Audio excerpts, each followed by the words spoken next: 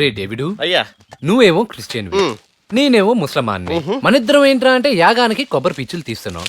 Super కామెడీగా లేదు? Comedy కాదు, టెన్షన్ ఉంది. ఎందుకురా టెన్షన్, అన్నిటికీ ఉన్నా కానీ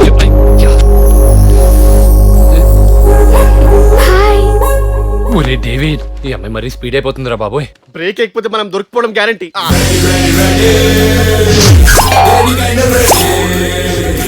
ఐడియా ఏంటది? బంగారాజు ఏమో కృష్ణరాజు గారి ఫ్యాన్, వాళ్ళ కూతురేమో ప్రభాస్ ఫ్యాన్.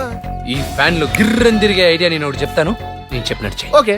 భగవంతుడా, ఆ సులేమాన్ గారి నుంచి మమ్మల్ని కాపాడు తండ్రి.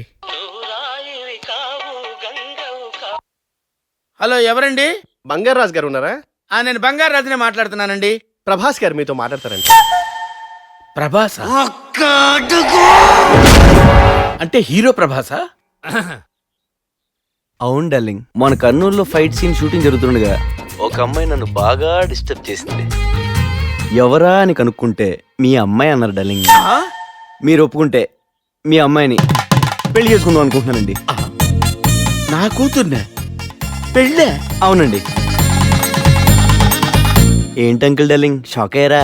ప్రభాస్ గారు, ఈ మధ్య ఒక బడేమియా గారి దెబ్బతోటి నా లైఫ్ టోటల్ గా బ్లాక్ అండ్ వైట్ గా మారిపోయిందండి. ఆహా. కానీ మీ ఫోన్ కాల్ తోటి మళ్ళీ కలర్ఫుల్ గా తయారైంది. మీ అమ్మాయితో నాకు పెళ్లి కుదిరిస్తే కర్నూలు సెంటర్ లో మీదో శిలా విగ్రహం పెట్టిస్తా. సార్, ఎలాగైనా సరే మా అమ్మాయిని ఒప్పిస్తాను. ఈ లోపు మీరు మనసు మార్చుకోకండి. థ్యాంక్స్ అండి. అమ్మా అపర్ణ, ఏంటి నాన్న? నీ పెళ్లి ఫిక్స్ చేశానమ్మా. ఎవరితో నాన్న? ప్రభాస్తో అమ్మా.